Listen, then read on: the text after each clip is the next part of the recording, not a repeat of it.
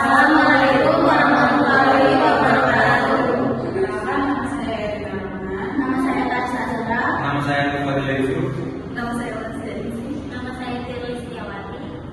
Kami dari kelompok 2 ingin membahas tentang neraca pembayaran dan perdagangan internasional. Pengertian neraca pembayaran dan perdagangan.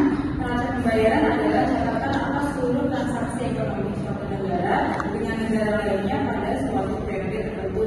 Komponen neraca pembayaran dibagi menjadi 2, yaitu transaksi berjalan serta transaksi finansial dan modal yang belum tercatat dalam neraca pembayaran. Indonesia saat ini antara lain berupa transaksi perdagangan elektronik atau e-commerce, perdagangan ulang-alik atau shuttle trade di wilayah perbatasan, dan penyelundupan barang atau smuggling yang seharusnya termasuk dalam transaksi barang. Secara keseluruhan, neraca pembayaran harus selalu seimbang, yang berarti bahwa jumlah total pembayaran yang diterima oleh suatu negara dari negara lain harus sama dengan jumlah total pembayaran yang dibayarkan oleh negara tersebut kepada negara lain. Jika neraca pembayaran suatu negara mengalami surplus, artinya negara tersebut menerima lebih banyak pembayaran dari negara lain daripada yang dibayarkan. Sebaliknya, jika terjadi defisit, negara tersebut membayar lebih banyak kepada negara lain daripada yang diterima. Selanjutnya akan dibacakan oleh Kamis. Yang kedua ada jenis-jenis neraca perdagangan.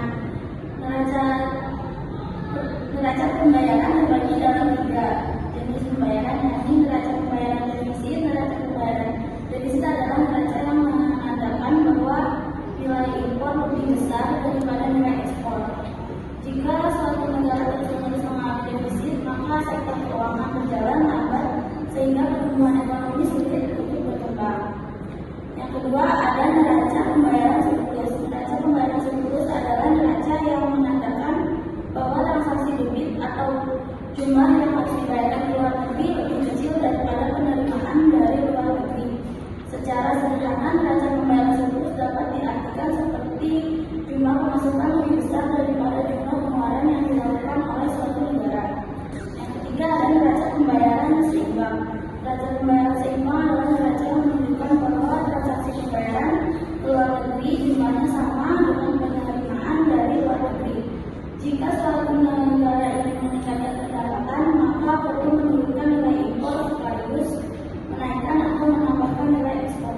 Pada dasarnya neraca pembayaran terdiri dari debit dan kredit. Pada neraca pembayaran, kredit berfungsi untuk mencatat semua transaksi yang menghasilkan devisa atau memberikan tagihan terhadap luar negeri. Sedangkan debit berfungsi untuk mencatat semua transaksi yang berkaitan dengan pengurangan jumlah devisa karena pengurangan jumlah devisa yang ada pada kredit diperoleh dari pembayaran atau yang memunculkan utang terhadap luar negeri. Dan karena dibacakan oleh Yang ketiga ada tujuan neraca pembayaran. Dibuatnya neraca pembayaran sudah pasti bukan tanpa tujuan selain menjadi catatan bukti transaksi suatu negara dengan negara lainnya, juga untuk beberapa tujuan berikut ini. Yang pertama, ada mengidentifikasi sumber daya. Dengan membuat catatan yang sistematis, akan lebih mudah untuk mengetahuinya banyak sumber daya yang dihasilkan suatu negara. Yang kedua, ada mengidentifikasi peran sektor eksternal bagi perekonomian. Negara dari jumlah permintaan atas produk domestik oleh penduduk lokal atau bukan penduduk dapat memberi gambaran peran sektor eksternal bagi perekonomian. Yang ketiga, ada menemukan pola transaksi serta struktur ekonomi. Dengan adanya catatan sistematis atas semua transaksi, maka akan dapat ditemukan pola transaksi yang digunakan oleh suatu negara. Yang keempat, ada mengidentifikasi masalah ekonomi dalam suatu negara. Tujuan berikutnya yaitu untuk menemukan permasalahan perekonomian atau stabilitas perekonomian. Yang kelima, ada informasi cadangan devisa. Dengan adanya hasil surplus atau defisit, dari situ akan diketahui beberapa cadangan devisa yang dimiliki. Yang keenam, ada sebagai acuan dalam penyusunan anggaran devisa melalui hasil pemantauan surplus juga defisit. Pada neraca akan diketahui banyak devisa yang diperlukan pada tahun berikutnya. Yang terakhir sebagai data acuan perhitungan pendapatan nasional. Untuk menghitung besarnya pendapatan nasional diperlukan adanya neraca pembayaran, sebab pendapatan nasional merupakan bagian dari pendapatan ekspor atau impor dalam neraca. Selanjutnya akan dibacakan oleh Ulan. Tujuan neraca perdagangan. Tujuan dari neraca perdagangan adalah memberikan gambaran mengenai bagaimana suatu negara terlibat dalam aktivitas perdagangan internasional dengan negara-negara lainnya. Ada beberapa tujuan yang utama dari neraca perdagangan, yaitu yang pertama, mengukur keseimbangan perdagangan. Neraca perdagangan membantu mengukur perbandingan antara nilai ekspor dan impor suatu negara. Jika ekspor lebih besar daripada impor, terjadi surplus perdagangan. Sebaliknya, jika impor lebih besar, terjadi defisit perdagangan. Yang kedua, memonitor kinerja ekspor dan impor. Dengan melihat komposisi ekspor dan impor, pemerintah dan pelaku ekonomi dapat memantau kinerja sektor ekspor dan impor. Yang ketiga, ada mengidentifikasi keunggulan komparatif. Neraca perdagangan membantu mengidentifikasi sektor-sektor ekonomi di mana suatu negara memiliki keunggulan komparatif, yaitu kemampuan untuk memproduksi barang atau jasa dengan biaya relatif lebih rendah dibanding negara lain. Yang keempat, menilai kesehatan ekonomi. Surplus perdagangan dapat dianggap sebagai indikator kesehatan ekonomi karena menunjukkan bahwa negara tersebut mampu menjual lebih banyak barang dan jasa ke luar negeri, yang dapat meningkatkan perdagangan nasional dan cadangan devisa. Yang kelima, pengambilan keputusan. Kebijakan neraca perdagangan dapat menjadi dasar bagi pemerintah untuk mengambil kebijakan ekonomi, terutama kebijakan perdagangan. Jika terdapat defisit yang berkelanjutan, pemerintah mungkin mengambil langkah-langkah untuk meningkatkan daya saing ekspor atau mengurangi ketergantungan pada impor. Yang keenam, mengantisipasi perubahan nilai tukar. Neraca perdagangan juga dapat memberikan petunjuk arah nilai tukar mata uang suatu negara. Surplus perdagangan cenderung mendukung penguatan mata uang, sedangkan defisit perdagangan dapat memberikan tekanan terhadap nilai tukar. Yang ketujuh, menentukan ketergantungan ekonomi terhadap pasar internasional. Neraca perdagangan membantu mengidentifikasi sejauh mana suatu negara bergantung pada pasar internasional untuk memenuhi kebutuhan dan penjualan produknya. Selanjutnya akan dibacakan oleh Firly. Di sini ada pengaruh neraca pembayaran dan perdagangan terhadap kegiatan ekonomi. Secara umum, jika kita ingin mendalami pengaruh neraca pembayaran lembaga kita terhadap Indonesia, kita perlu mengetahui terlebih dahulu proses regulasi neraca pembayarannya, karena pengaruh neraca pembayaran terlihat jelas di dalam negeri.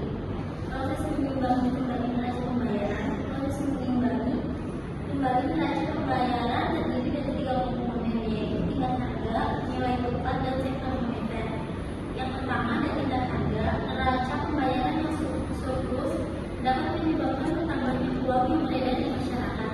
Sebaliknya, jika neraca pembayaran defisit, akan mengurangi jumlah uang yang beredar, tambah uang yang beredar menyebabkan kenaikan harga, dan sebaliknya berkurang uang yang beredar menyebabkan penurunan harga.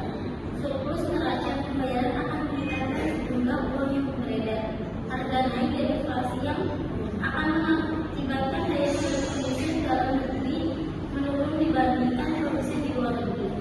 Yang kedua, ada tingkat kurs. Dalam penyimbangan melalui tingkat kurs ini adalah evaluasi defisit dan evaluasi untuk surplus. Keberhasilan evaluasi untuk menghilangkan atau mengurangi ketidakseimbangan tergantung pada elastisitas permintaan dan penawaran valuta asing. Yang terakhir, ada sektor moneter. Pendapatan sektor moneter terhadap neraca pembayaran mengasumsikan bahwa ketidakseimbangan neraca pembayaran timbul akan diseluruh portofolio, yaitu saldo kas yang berbeda dengan saldo kas yang dimiliki masyarakat.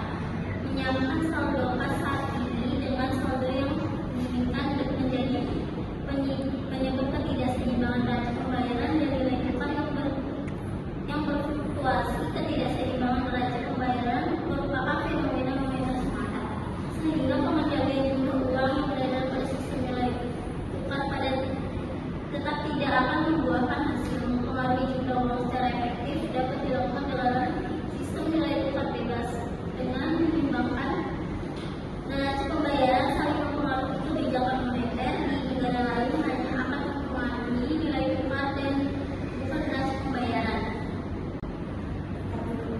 Kesimpulannya yaitu bahwa neraca pembayaran merupakan alat penting dalam mencatat seluruh transaksi ekonomi suatu negara dengan dunia luar, termasuk ekspor, impor barang dan jasa, investasi serta pinjaman luar negeri. Dengan mencerminkan posisi ekonomi eksternal suatu negara, neraca ini dapat menunjukkan kondisi surplus, defisit, atau seimbang yang akan mempengaruhi stabilitas ekonomi, nilai tukar, dan kebijakan moneter. Selain itu, neraca perdagangan sebagai bagian dari neraca pembayaran membantu pemerintah dalam mengukur kinerja ekspor impor dan merumuskan kebijakan ekonomi yang strategis untuk menjaga keseimbangan dan meningkatkan daya saing nasional. Demikian dari kelompok kami, bila ada salah mohon maaf. Wabillahi taufiq wal hidayah. Assalamualaikum warahmatullahi wabarakatuh. Selain menjadi catatan bukti transaksi suatu negara dengan negara lain, juga untuk beberapa tujuan berikut ini. 1. Mengidentifikasi sumber daya dengan membuat catatan yang dengan negara lain, dan itu akan lebih mudah mengidentifikasi negara yang negara. 3. Assalamualaikum warahmatullahi wabarakatuh.